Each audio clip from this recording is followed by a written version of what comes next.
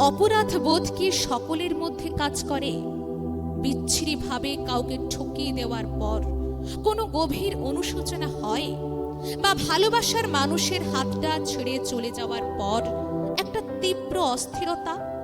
বা সম্পত্তির অধিকার থেকে বঞ্চিত করে নিজের আখের গুছিয়ে নেওয়ার পর কোনো গ্লানিবোধ? কি ভাবছেন, সকলের মধ্যেই কি সেই গিল্টি ফিল হয়? প্রশ্নটা এখানে, যারা এসব করে তাদের কি একটুও খারাপ লাগে না? উত্তর একটাই, না, লাগে না। লাগে না বলেই তো ঠকিয়ে দিল।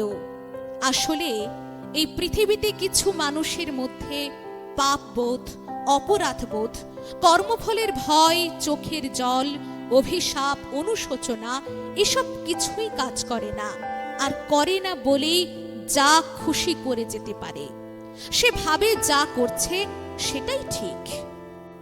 আসলে যারা ঠকায়, যারা প্রতারণা করে, যারা বিশ্বাসঘাতকতা করে, যারা মানুষকে খুন করে, তাদের মধ্যে কোনো অপরাধ বোধ কাজ করে না।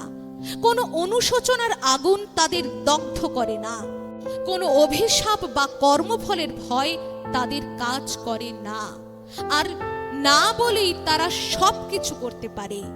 তাদের বিবেকের আদালতে কোনো জবাব দিতে হয় না বলেই তারা নিশ্চিন্তে ঘুমোয়।